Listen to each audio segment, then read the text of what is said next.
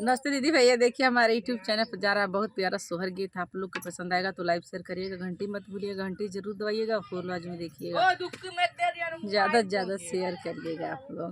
हमको तो बहुत हंसी आ रही है, इसलिए क्या बताएं आप लोगों के। बहुत प्यारा सोहर गीत है।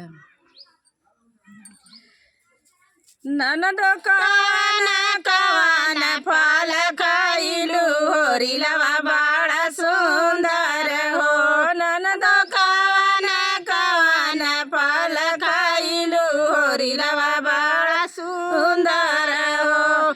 ननद काजू भौजी काजू किसमिस के निकली दातुआनिया नारावा भोजनिया कैलियो।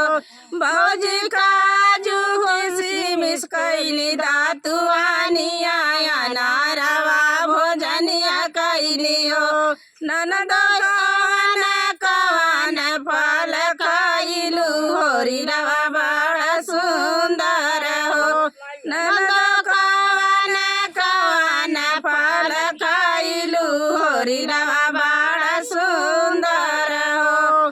भौजी हमारा बासुरु के हो, भौजी हमारा बासुरु के ऊँचे बा महालिया तखीरी की कटावल बड़ी हो। भौजी हमारे बासुरु के हो, भौजी हमारे बासुरु के ऊँचे बा महालिया तखीरी की कटावल बड़ी हो। ननद कवन कवन फल खाइलू होरी लवा बड़ा सुंदर हो। ननद कवन कवन फल खाइलू होरी लवा बड़ा सुंदर हो। भौजी काजू किसमिस के कैली दातुआनिया नारवा भोजनिया कैलियो। भौजी काजू किसमिस के कैली दातुआनिया नारवा भोजनिया कैलियो। भौजी हमारे देवरू के हो, भौजी हमारे देवरू के ऊँची बा महालिया तकीर की कटावल बड़ी हो। भौजी हमारे देवरू के हो, भौजी हमारे देवरू के ऊँची बे महालिया तकीर की कटावल बड़ी हो। ननद कवन कवन फल खाइलू ललना बड़ा सुंदर हो।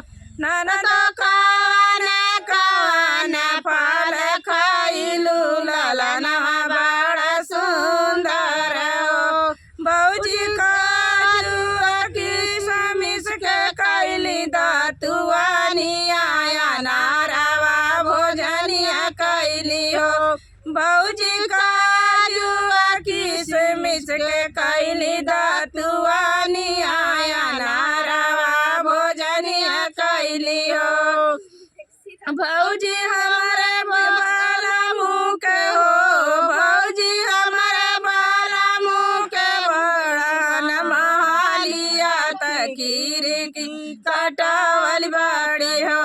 भौजी हमारे बाला मुँह के हो, हमारे बाला मुँह के ऊँची में महालिया तकीर की कटावल बड़ी हो। भौजी ओ हिरैया